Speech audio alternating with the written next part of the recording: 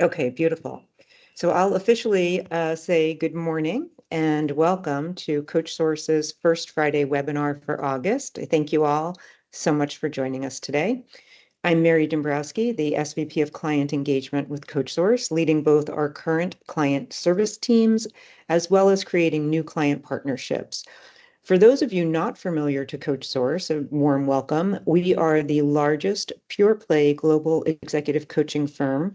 We have been in business for 18 years and have over 1,200 coaches globally that we deploy for leadership transformation, typically at the director level and above, including C-suite and board. CoachSource hosts webinars such as this on the first Friday of every month. At CoachSource, we believe that inspiring leadership transforms organizations. Our First Friday gatherings are dedicated to empowering HR business partners and leaders of talent with insights, strategies, and expert guidance on leveraging executive coaching to drive organizational excellence. And if you have a specific topic you'd like to see us cover, feel free to email me at mary@coachsource.com. I would love to hear from you. We have a very special treat today as CoachSource CEO and Founder Brian Underhill is joining us to reveal insights gleaned from analyzing over 2,200 executive coaching engagements. Following a recent three-part article published on our website, Brian is going to take us into the top themes in these executive coaching engagements and discuss their significance in driving organizational success. Our presentation will run for about 45 minutes, after which we will open the floor for Q&A. And in the meantime, we welcome you to use chat for questions that you have as we move along. We'll do our best to address those in real time. With that, I'm going to hand it off to Brian. Hello, everybody. Happy Friday. I'm Brian Underhill, CEO of CoachSource. And we're super excited to bring you our first ever, actually, analysis of what are executives actually doing in coaching assignments. But let me actually refresh and recall on a story from 15 years ago, 12, 15 years ago. The first time I ever heard this term in our field was when a client said, we have an executive we need you guys to coach. He's the head of sales. He needs to work on his executive presence. Now, maybe you all remember where you were the first time you ever heard that term. For me, I was like, okay, I think I know what that means. Like, it kind of makes sense, but I need to know more, like, what do you mean by that? What is that exactly? Their definition, which I don't think we would use today at all, was, well, this leader looks and talks like a truck driver.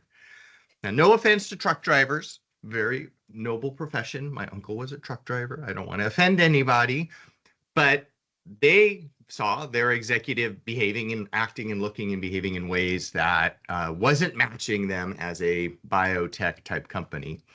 First introduction to the word or the term executive presence. Ever since then, that's a very common reason why executives are looking for coaching and why they hire executive coaches like ours, and has very often been one of the most common. Today, we're going to share the top 5 most common areas from just the last year and a half, and we'll see if executive presence makes that list, and if so, where does it make that list? So let me, well, there I am, so you know me. I'm in Silicon Valley, Northern California, and I've been in this field about 27 years, something like that, since the mid-90s. Pretty crazy. So we have about 40 different areas of development that our coach community can report on what their leaders are doing.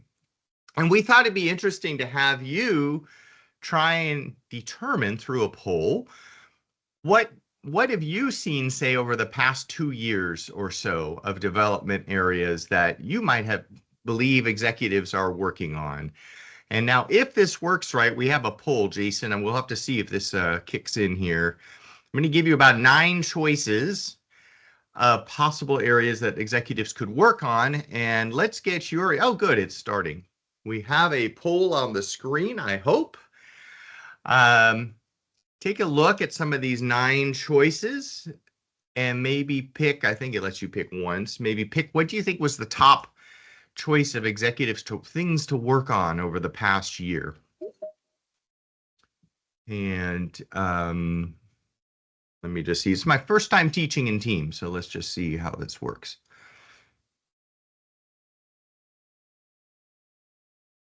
Okay, votes are coming in. So go ahead and pick your top choice. We have a lot of people in the room, so we should, I'm expecting to see a lot of answers. And you're welcome to use the chat for some honorable mentions, things that are not listed here, if you would care to as well.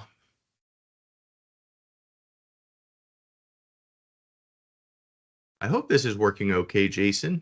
I see scores, not a lot of them. They're coming in. Yeah, Gian says he doesn't see a poll. Chat, right? You probably have to go to your chat. Yeah. Turn on the chat. Is Go it into on? the I don't know chat if it's on window. naturally or not. Right now, I only see 9 chances. It doesn't allow me to submit. Okay, well, that's all right. Disable poll function is disabled. People are saying some are able to vote, but you can type it in too. That's fine. My bot isn't working. My organization disabled it. All right. Well, I'll read some of the things I'm seeing as well as what the poll is saying for the places where the poll is working, because a number of people have been able to vote. So top choices I'm seeing from the poll, influencing others was the top choice that I'm seeing at the moment. Executive presence, tying with empowering or delegating as tied with fostering effective teams is what I'm seeing there. And then down into the chat, I believe you can all see the chat. You see things like communication skills, empowering others, relationships and networking, communication, influence, collaboration, burnout. That's the first I've seen of that. That's a really good one. Well-being of self and others. Transformation. I'm surprised I hadn't seen that sooner, but that's a very common area for coaching. And team member engagement. And those are probably some of the highlights of what we see here. Thank you for playing along. We have a poll coming later, so we'll see, Jason, if you have any magic dust for the later poll when we get there. So let's talk about how we even came up with this. CoachSource clients, the ones who do a lot of coaching assignments, are given updates from our coach community and us about what their executives are working on. And of course, you know, with coaching, there's sort of a black box and we can't share the specifics and the details. And even we as CoachSource don't know those. It's between the coach and the leader. But the coach can share the higher level picture, like some of these themes you're seeing here. So the coach can share that with us. And in our CoachSource cloud system, where all of this is tracked, we can then keep track of what some of these themes are for given clients. But we'd actually not ever looked at this across all clients. And what we're sharing here today is 2,200 executive coaching assignments over the past year and a half. And on one level, that's actually kind of a lot. Executive coaching assignments, as you well know, usually go 6 months, sometimes more. And they're usually a lot more hours than some of the other types of coaching assignments. And so over time, many different topics could be covered. And so the coaches are able to report on a number of different thematic areas that they're finding they and their executive are talking about. And so our CoachSource qualified coaches, so those are all coaches in our network, we deem them CoachSource qualified because it does take a lot to be qualified in our network. They're the ones reporting in our CoachSource cloud. Out of the 40 or so themes, we then have our top 5. So I'm now going to share number 5 and 4 because we won't spend a ton of time on them, although it would be a lot of fun to do so from this. And number 5, as someone said here, relationships and networking. By the way, you're going to see some commonalities among all 5. So I understand that some of them are related to each other or could even be sort of similar and so forth. So we understand that. relationships and networking at number 5. Number 4 surprised me, which is fostering effective teams. And the reason why I say that is we hadn't seen that quite so much in the past. But team coaching is one of the hot topics in our field, one of the areas that we have a team coaching practice, and I know many others do. There's team coaching certifications.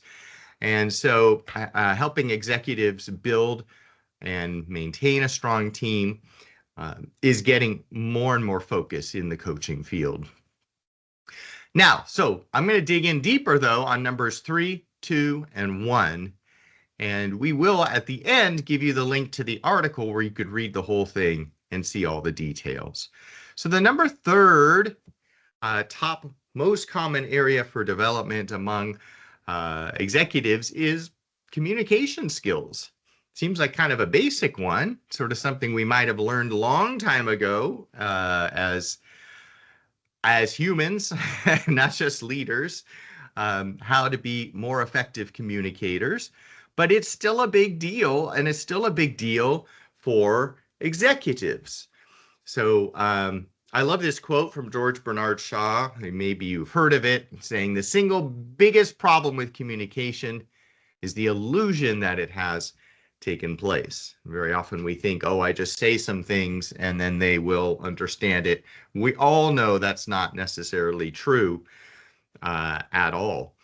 But for executives, as they go up in the organization, these gaps become more and more obvious and more critical, and to some extent less options available to necessarily fix it per se. So executives will get up higher and higher and start to see these deficits, or others experience it, and then it's a little less clear, how are we going to fix that exactly? By the way, I'm not necessarily going to spend a ton of time defining what are communication skills. I can see from the audience we have here, I bet you we all could do a pretty good job defining what exactly that means. So I'm not going to spend a ton of time on that, but we do define it in the article as well. But also, what are some other reasons why this is important for executives? You know, now we're in a virtual hybrid environment, and the way we communicate and the effectiveness of that communication is different than it might have been in the before times when we were in offices all the time.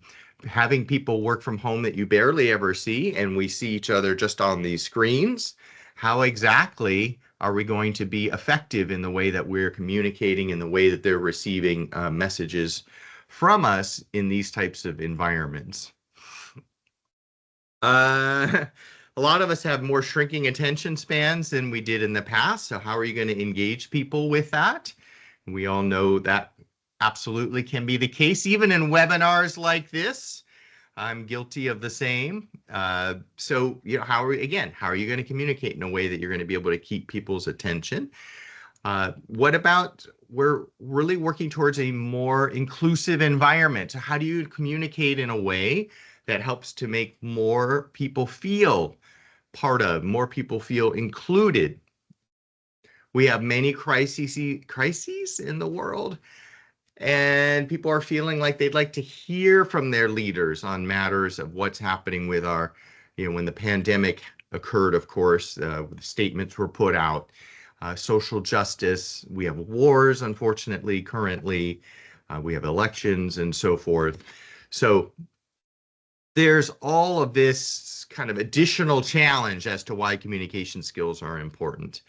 AI brings a really interesting dynamic to it all. It can help us with communication, perhaps by writing things for us and whatnot, but then now brings up, you know, was it accurate?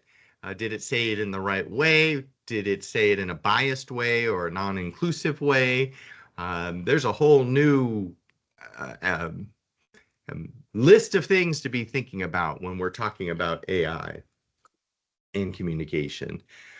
Now, what are some business outcomes that are affected by communication skills being strong or weak? This is, I basically list all business outcomes in my opinion, and feel free to put your thoughts in the chat if you have other ideas. This is just something as simple as a miscommunication and the cost that that incurs can sometimes be massive. I mean, it can even be life-threatening, as an example. Employee engagement, effectiveness in sales, dealing with performance management, conflict management. I mean, basically everything. It's the glue that helps make things happen. So, probably not a surprise to you to see number 3 here. And now I don't know, I can't see who's with us. I was going to ask a few friends to say a few things. I don't know if Karen from B of A is here. I can't tell. Is there a way, Karen, you can raise your hand? Huh? Karen Yeah, I Lottery was just from, saying to, raise a hand.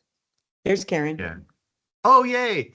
Oh, can we unmute her? Okay, Karen, I was talking with a few colleagues ahead of time about these different areas of development, and Karen was telling me a little bit more about how she sees the importance of communications. And Karen, you were talking about 360-degree communication.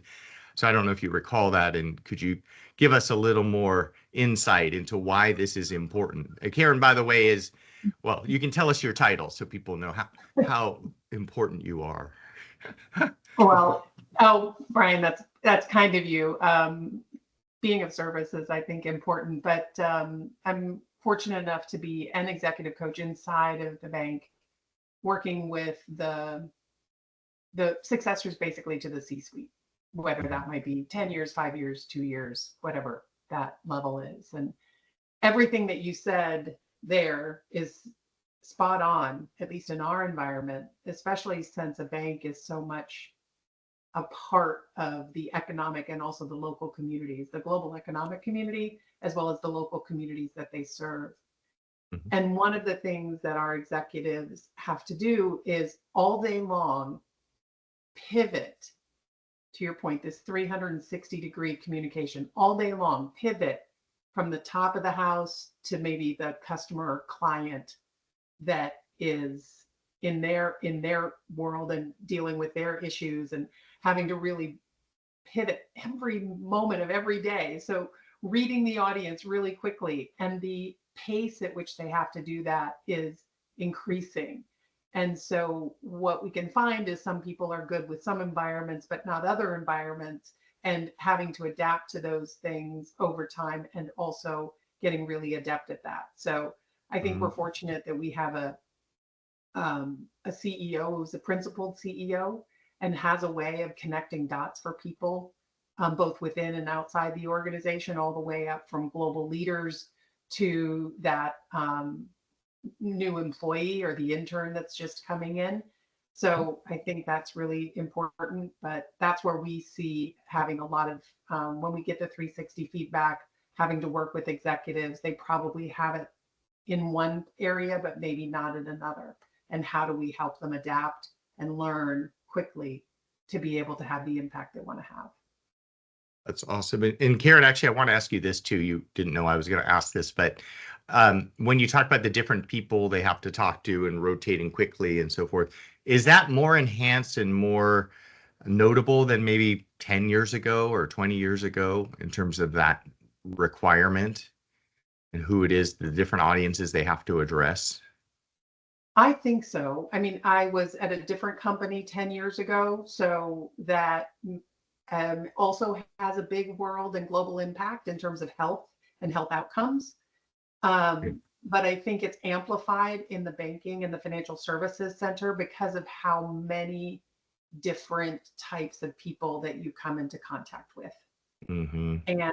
And so I do think that that's both industry specific, as well as it has accelerated over time. To your point, after COVID and George Floyd and other things like that, and even recent events, geopolitical events, whether it was the assassination attempt or the change in Democratic candidate, those are impacting people really, really significantly. And our point of view is, how do we stay within the dignity of the people that we're interacting with, Mm. even if they don't agree, even when we don't agree. And Yeah. that's the most important part, is that dignity and respect at the core.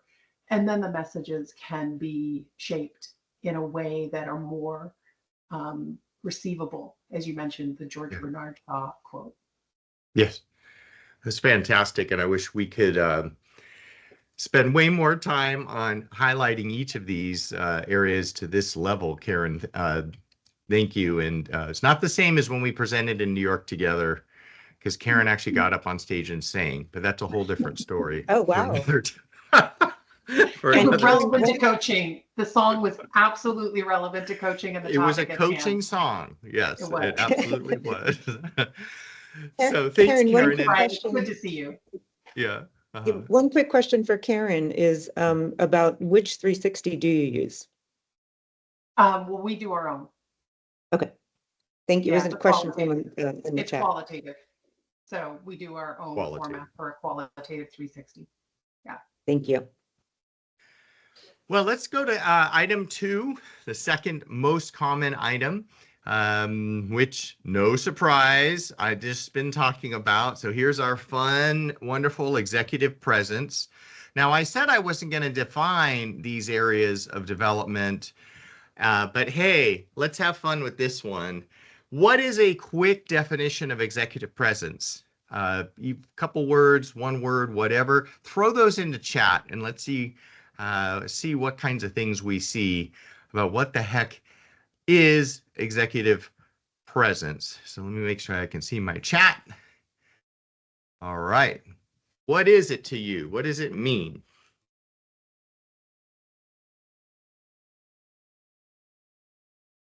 Yes, poise and emotional intelligence, trust, gravitas, visibility, impact, confidence, vision, emotional intelligence, sovereignty, intentional about the impact, inspiring trust and respect, empathy. And we have a good long one here. If your actions inspire others to dream more or learn, I went off away from my screen. Hopefully you can see it there. Listening, integrity, alignment between words and actions, qualities, and spacious leader is radiating. How others view you. Keep the definitions coming. As I tell you, one of my favorite definitions, not the one I shared at the beginning. Favorite definition, we'll know it when we see it. Not a very, not a very clear one, and subject to lots of interpretation, of course. Being comfortable one's skin, integrity and emotional intelligence. There are many definitions of what exactly executive presence is. One of a coach in our community, Joel Garfinkel, has written a book on this and does a ton of public speaking, and I get to spend a lot of time with him. One thing he said to me, executive presence involves stepping into one's power, conveying confidence, and leading with conviction. So, why is executive presence sort of important for executives? Well, the first answer on my slide, because they're executives.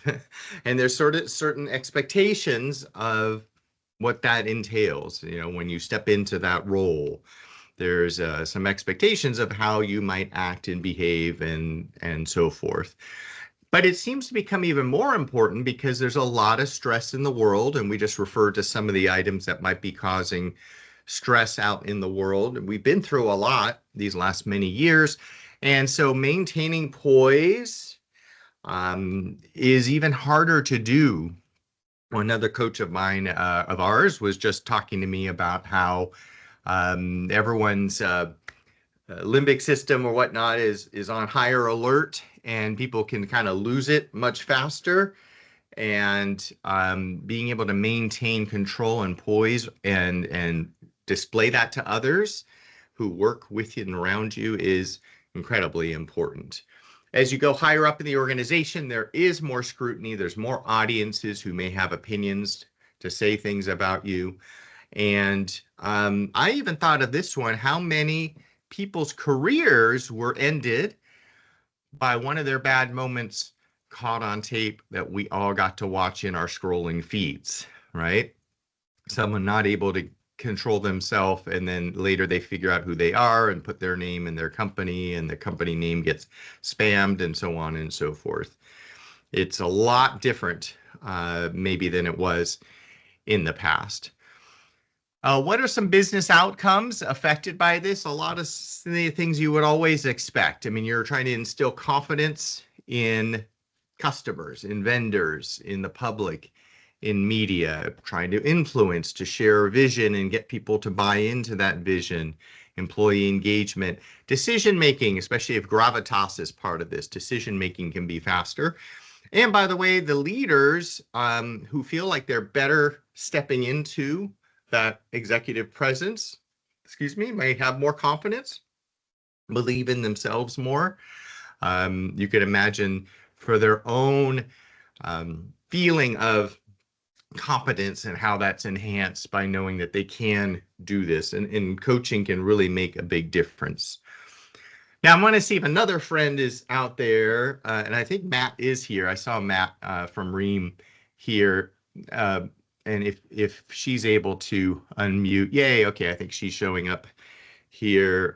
Matt, I mean, you wrote me about a few things, but I don't know if you recall speaking specifically about executive presence and why you've seen that to be important in your organization and the confidence that engenders for your leaders.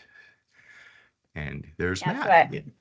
Hello, thank you. Hi, everyone. I am from Ream, and I am responsible for global talent and learning across the organization.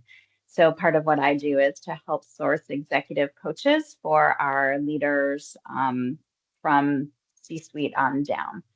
And as Brian and I were talking about executive presence and what coaching can do to help leaders, we talked a little bit, as you said, Brian, about that idea of confidence and how people show up to their teams as well as to other stakeholders, and that as that confidence grows, they can lean into their own roles as well as influence more across the organization. And so there's that piece around when I'm seeing someone who really is embodying that role of leader, I'm much more likely to follow them. I'm much more likely to trust in some of those decisions when they do it in an authentic way. So it's really kind of that marriage between authenticity, confidence, and some of that listening that we also talked about in communication, because I show up with confidence when I'm confident enough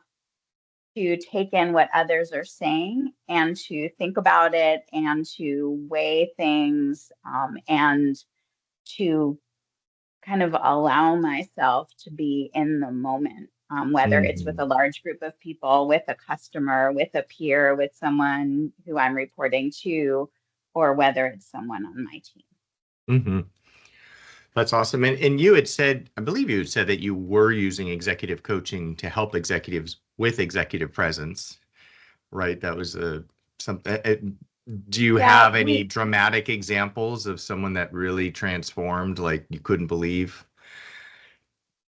There was an executive that we were working with around executive presence and ability to influence his cross-functional partners.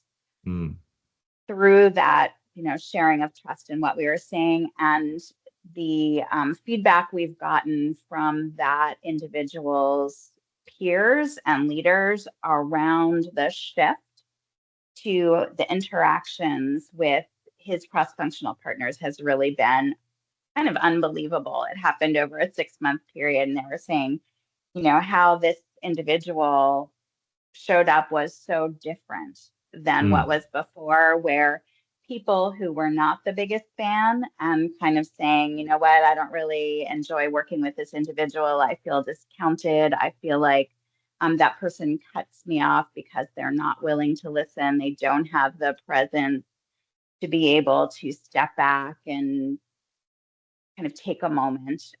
Some of those detractors were then saying, you know what, if this person becomes our next president of a division or line of business, I would be happy to work with them, which Mm, is quite a flip, right? And wow. I don't think I ever want to work with them again to, hey, I wouldn't mind, reporting to this individual and being with them.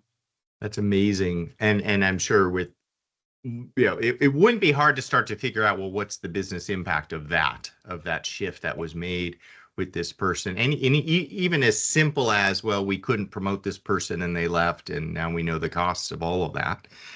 That's amazing. Thank you, Matt.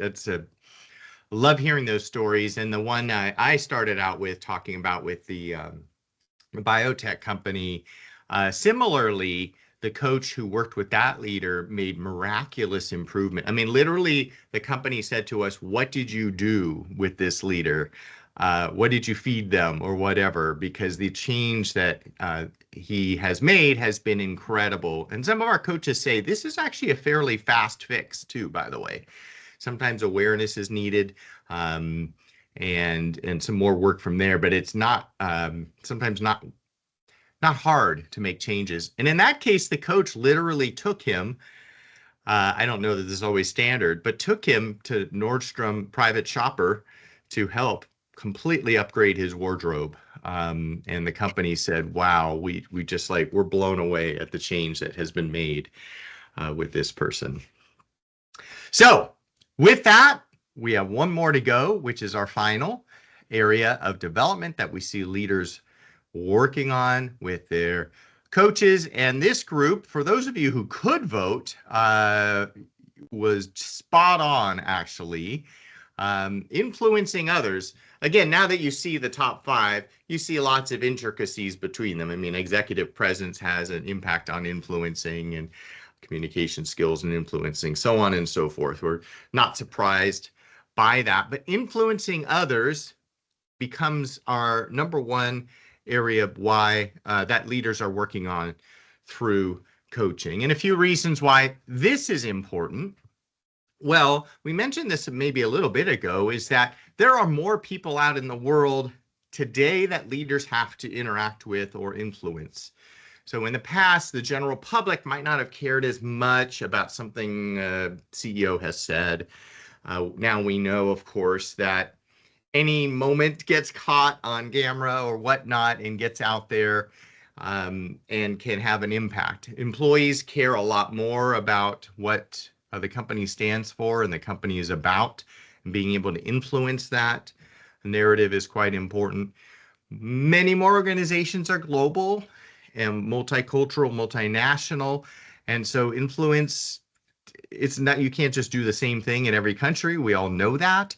So now you've got a much more expanded challenge as a leader as to how you're going to influence. It's not uncommon for an executive to leave, say, the States and get reassigned to China for a period of time. And now they're trying to run a division in China and trying to figure out how to influence in a completely different culture. And a lot more of the work has to be done through people. We have a lot more knowledge workers versus people making widgets on the factory floor. And so getting work done through people. I saw one study that the number of people who now make a corporate decision, so just a decision on something like a purchasing decision, is much higher than it once was. And I don't remember the numbers at the moment, but significantly higher. So there's a lot more people that simply have to be influenced in order for something to move forward. And so what are some of the business outcomes? Again, some very obvious ones. Change management is a good one to say here. If you're driving significant change in the organization, how important influence would be for that. Working effectively, interculturally, across boundaries, better conflict resolution, better team management, pretty much anything we may have said on prior slides as well, is why having a greater ability to influence is so important. And I've surveyed a number of our coaches more about, well, what do you do in this area, of influence, and just learned so much amazing things beyond what I would do as a coach. Everything from shadowing and watching the leader in action to helping the leader really study those around them, like a stakeholder mapping almost, and figuring out who are those people and how do we build relationship with them, because so much of influence has to do with a relationship as well, to many more interventions that coaches do. It's a really rich area. And I also think we might see more technology helping out here. I've already seen one that watches you present, AI that watches you speak. So right now, say I'd have an AI paying attention to me, and then it would actually be scoring me and giving me opinions and whatnot on how well am I doing in my speaking right now, ability to influence others and so forth. I think you'll see a lot more of that in the future. So let me see. Oh, I don't, is Ian with us from NREL? He and I just spoke yesterday. I don't know if I saw Let's Ian see. on the call. NREL is the National Renewable Energy Labs, and Ian Christich is a practitioner there that I've known forever. And I don't know if we see him here. Okay. No? Yeah, I Okay. don't see Ian on the call. Oh, okay. Well, anyways, he wrote me and said, so they're a laboratory of a lot of scientists and people leading scientists who usually were scientists too, and is a very flat organization. And he was talking about how vital influence is to get things done around there. It's not command and control. It's not I just tell you what to do and you do it. I mean, imagine trying to convince some scientists to do something when you are a scientist, but you're not a leader of the scientist. So the ability for their leaders to get better and better at influence has become really critical in their organization. And I'm sure all of you have examples just like that, for sure. And here's an article on influence posted in our chat as well by Carolyn Chan. Thank you for that. Thank you for sharing that. So there's your top 5. And we will have one more poll if it's going to work, and then we can open up for discussion.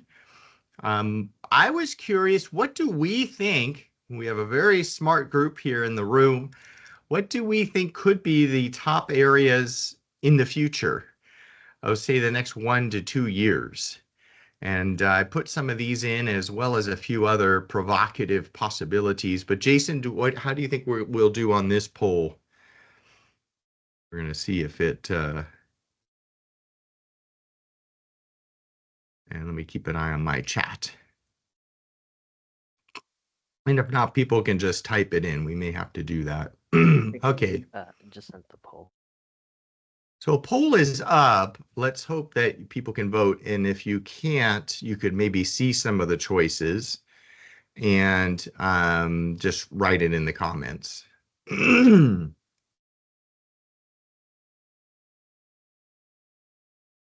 So next 12 to 18 months, something like that. What do you think leaders are most needing to continue to improve in? So I see learning with AI. I see learning agility, influencing still, leading through change and transformation, another AI.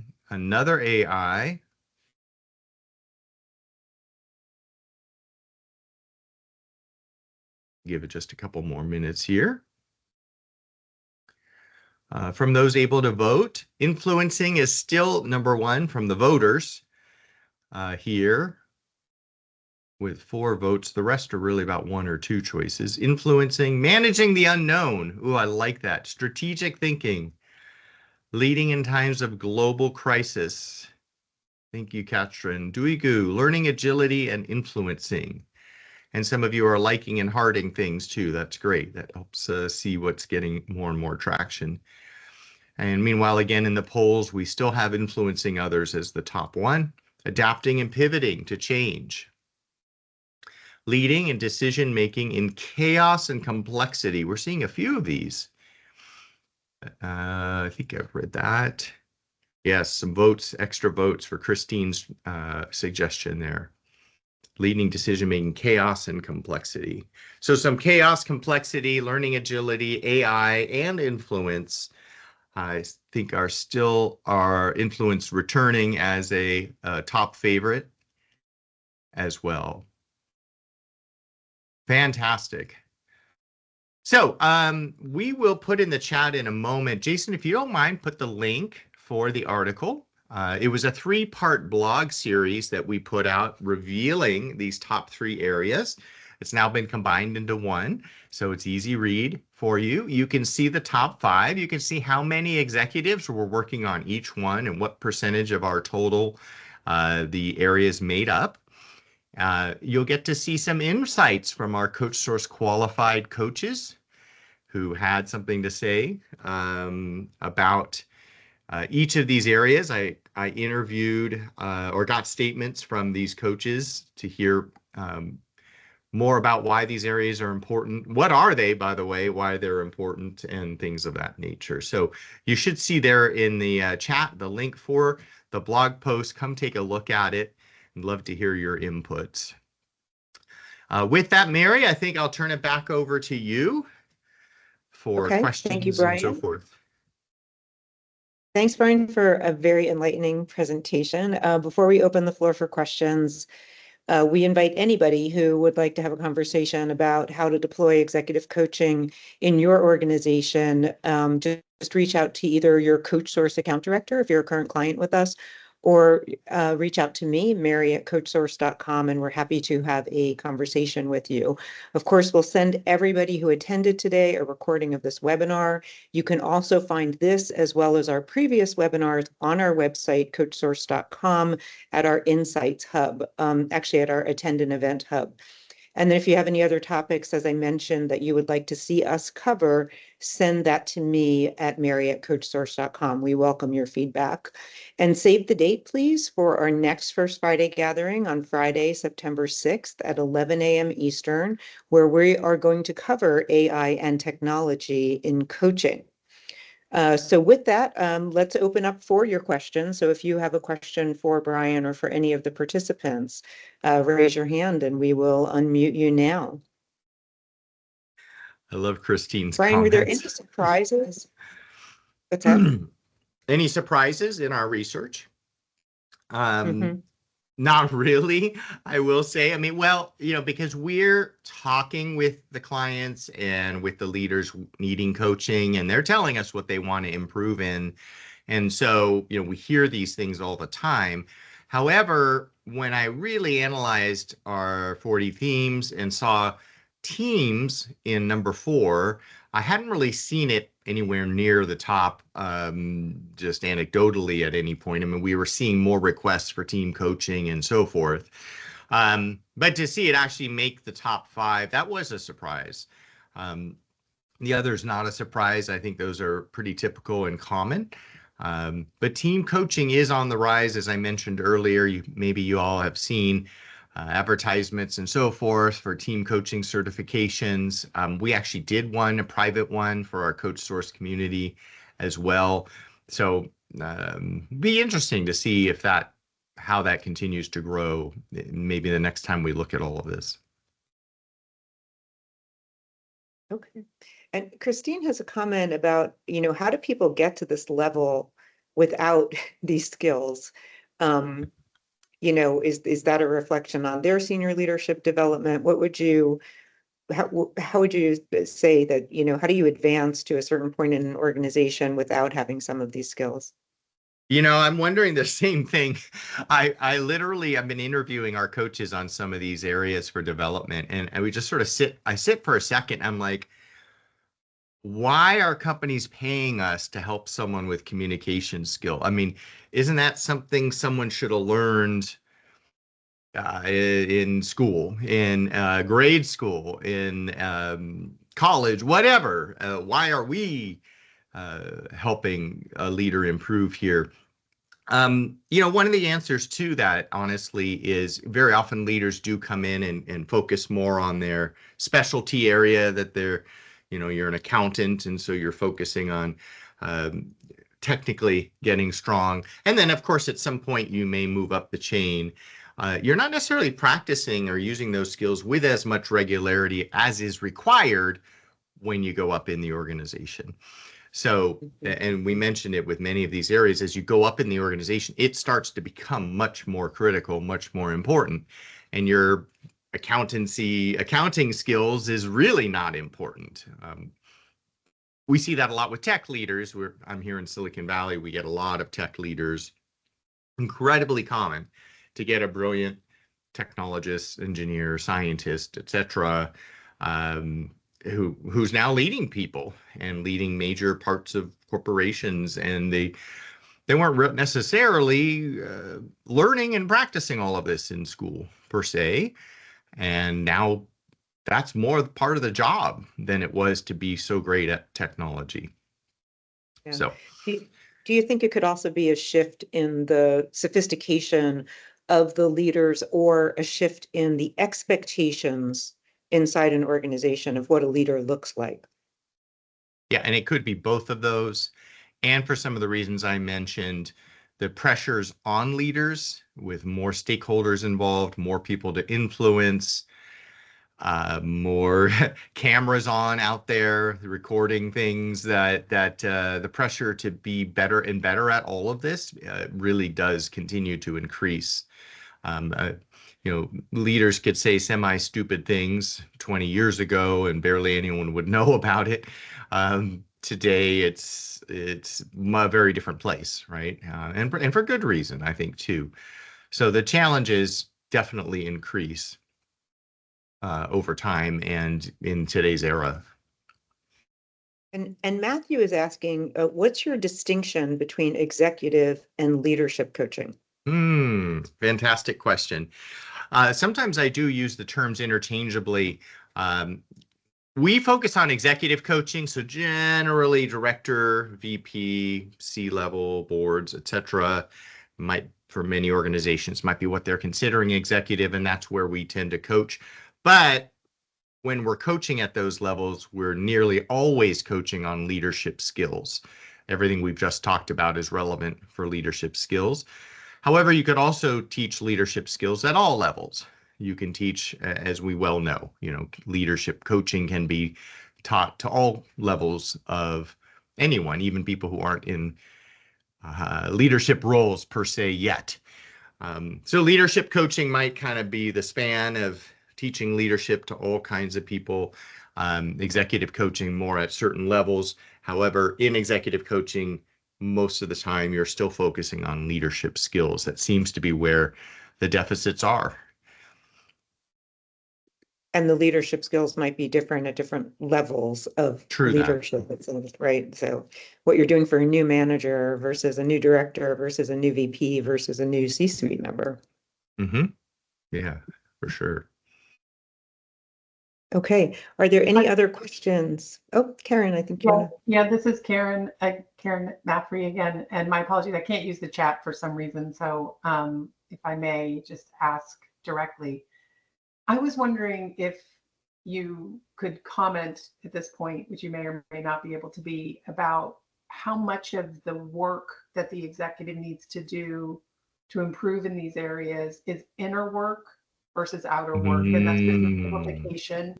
But you're thinking about identity, mindset, beliefs, psychological, but if you've ever seen the iceberg, what's underneath the iceberg, the values versus what might be behavioral in nature, where it might just be a skill building that doesn't necessarily challenge anything deeply inside the executive. That's such a great question. Great question, Karen. It's funny. So as I mentioned, I've been interviewing some of our top coaches in these various areas, and on something like influencing skills, I have one coach. They're both really good at it, and I know it because of the survey results. However, really different ways the two coaches go about it. So one coach is more purely behavioral, and just what are the behaviors you need to do with those around you, and let's take a look at each stakeholder and what is it that they need and how do we interact with them. A very behavioral approach. I first started working for Marshall Goldsmith, and he's known to be extremely behavioral. He doesn't like to dig into the inner workings much. It's more about what behaviors are you changing. And this coach gets great results. However, I've interviewed other coaches who spend most of their time on the inside, on the inner workings, even doing body work and where are you feeling it in your body, somatic coaching, etc., to really look at and what are the triggers that get in the way, what are the mindsets that get in the way, and they're focusing almost all their time in sessions there. And both of them are getting great results. And some coaches, of course, will blend it as well, have various blends of models that they're using to address it. So it's an interesting question. And of course, in the end, I suppose we're all looking for lasting, sustainable change. And maybe we'd say, oh, the more inner working kind of coach, they're probably going to get you more of that lasting, sustainable change. But the other coach is getting great results that seem to last a long time too, because you're behaving in a new way and people are recognizing that. It makes it easier to behave in that way. So I don't know that we have the magic answer to that, Karen. And I suppose from what school of thought certain people come from in coaching, they may have very strong opinions one way or another. But nonetheless, we're still going to be watching to see that leaders are improving and doing so on a sustained basis, while letting the coach bring the best of what they do in helping leaders improve. That also speaks a little bit, Brian, to the coach matching process that we go through to make sure that we're matching the right coach to the right leader in terms of that style and outcome. That's a great point. Absolutely. Fantastic. Right. So any other questions, you are welcome to raise your hand or put it into chat in the 6 minutes that we have remaining. If not, we will release you to your day and to your weekend. Going once, going twice. It's great to see so many people I know. Hey, Scott. It's great to see Scott being one of them. Great to see so many friends and people I know. Someone even said the AI would be happy with my presentation today. I really appreciate that, Christine. I really appreciate that. Thank you. Thank you all. God bless you. I really hope that you have a great weekend and enjoy the rest of your summer.